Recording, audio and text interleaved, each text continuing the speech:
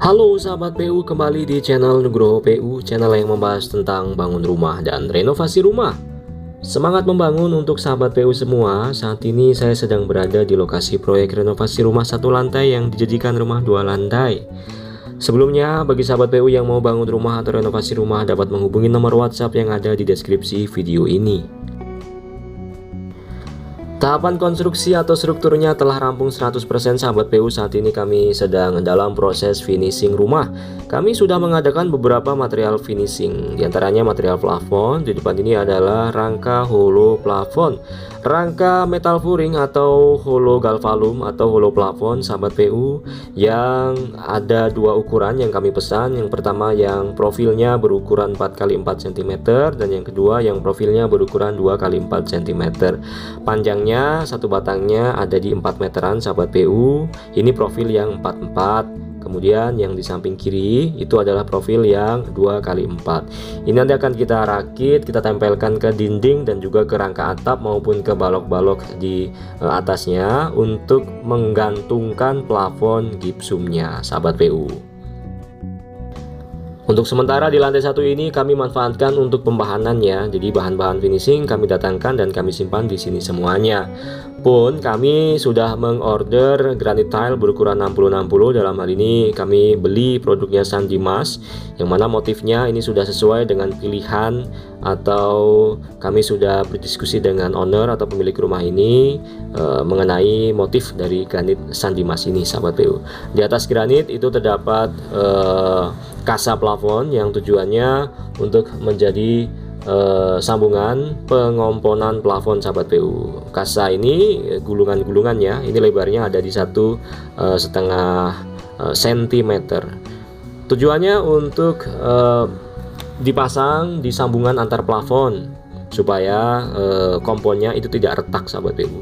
Kalau ini adalah lembaran-lembaran plafon yang kami pesan, ketebalannya yang 9 mm. Kalau untuk ukuran dari satu lembar plafon gipsum ini setara atau sama dengan ukuran triplek, atau di ukuran 2400 mm kali 1120 mm sahabat PU. Kemudian merek yang kami pakai adalah produk dari A+. Begitu juga dengan komponnya kami juga pakai produk A+. Di pasaran tentu banyak ya merek-merek plafon gipsum. Yang paling populer itu biasanya adalah Jaya Board dan harganya memang sedikit lebih mahal. Kalau A+ ini tengahan sahabat PU, kualitasnya ya sama saja lah, setara. Atau ada lagi mereknya itu produk Yoshino kalau nggak salah, salah satu pendatang baru yang cukup meramaikan pasaran di segmen plafon gipsum sahabat PU. Kami belinya langsung beberapa lembar seperti ini ya sahabat PU.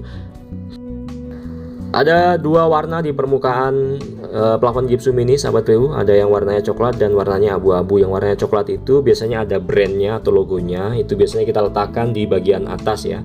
Kalau yang nampak dari bawah, yang kita expose yang ini nih, yang warnanya abu-abu ini. Nanti yang akan kita cat yang warna abu-abu ini sahabat PU. Notnya atau catatannya, plafon gipsum ini jangan terkena air ya, karena kelemahan plafon gipsum ada pada air.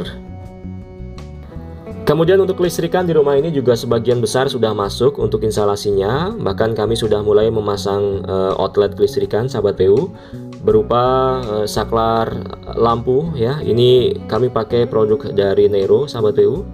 Warnanya putih, bentuknya cenderung mengkotak ya seperti ini. Kalau Panasonic kan dia kecil ya, katup atau ceklekannya itu kan kecil. Kalau Nero dia besar. Kemudian ini adalah inbodus existing nih. Inbodus existingnya masih berbentuk lingkaran seperti ini. Kalau yang sekarang kan cenderung persegi ya atau kotak bentuknya sahabat PU. Ini di lantai satu ada beberapa masih berupa dinding existing dan beberapa dinding baru. Nah ini kalau model inbodus yang baru seperti ini. Berhubung kami outletnya pakai Nero, maka inbodusnya ini juga pakai produknya Nero sahabat PU.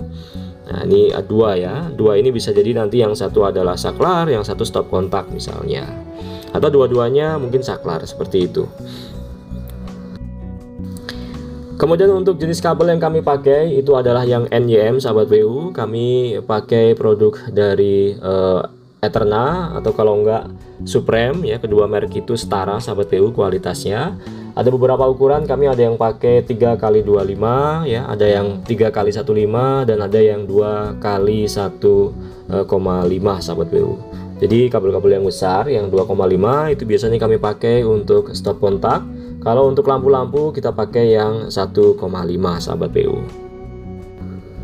Pekerjaan penanaman kabel atau instalasi listrik ini baiknya masuk sebelum plesteran supaya kita tidak perlu melakukan pembobokan dinding setelah diplester sahabat PU. Standar dari proyek-proyek Nugroho PU adalah kabel-kabel yang tertanam di dalam dinding semuanya harus tertanam atau dibalut dengan pipa konduit. Tujuannya adalah untuk mempermudah maintenance ke depannya. Apabila pemilik rumah mengalami trouble pada kelistrikan, cukup ditarik saja dan diganti kabelnya saja, seperti itu. Tidak perlu membongkar-bongkar dinding existingnya sahabat PU. Kalau untuk instalasi listrik yang berada di atas plafon, kita cukup pakai klem-klem kabel saja. Tentu sambungan di antara kabel terdapat tidus yang menjadi pelindung sambungan kabel supaya tidak terjadi konsleting sahabat PU. Nah, ini adalah dinding sambungan ya. Sambungan itu tidak hanya pada kelistrikannya, namun dindingnya juga kami sambung antara dinding baru dan dinding lama. Nanti finishingnya cukup menjadi perhatian kami ya. Setidaknya kita akan memaksimalkan semaksimal mungkin supaya sambungan antara dinding lama dan dinding baru ini tidak terlihat sahabat PU. Kemudian untuk plat dak lantainya sebagian besar mempergunakan dak bondek yang dikombinasi dengan wear mesh. Bondeknya yang ketebalan 0,75 dan wear meshnya yang M8 satu lapis. Untuk ketebalan cornya standar di 12 cm sahabat PU. Ini terdapat balok induk dan balok anak yang dicor sebelum pengecoran lantai sahabat PU. Kemudian salah satu kelebihan pengecoran dengan menggunakan bondek seperti ini adalah kita dapat meminimalisir pembelian atau pengadaan tiang-tiang perancah di bawahnya. Sebelum pekerjaan plafon masuk, pastikan tukang listrik beres dulu pekerjaan kelistrikannya ya. Jadi pada saat plafon itu dipasang, tidak perlu memikirkan lagi mana-mana yang belum bisa ditutup. Karena kalau plafonnya sudah ditutup, repot sekali kalau harus menambahkan titik-titik kelistrikan di atasnya sahabat PU. Nah, di lantai satu ini struktur kolomnya berupa kolom-kolom suntik sahabat PU. Kita menyuntik beberapa titik pondasi footplat, kemudian di atasnya kita bikin atau kita suntik juga untuk slope-slope yang baru.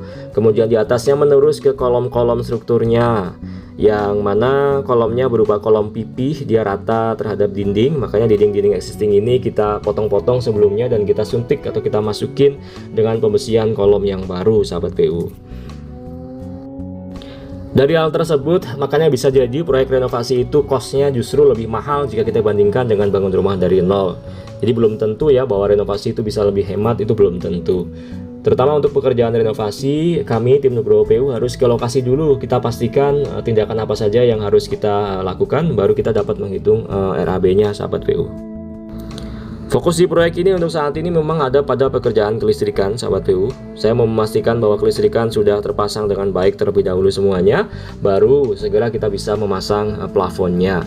Nah, ini adalah box MCB ya. Kami pakai produk dari Hager sahabat PU.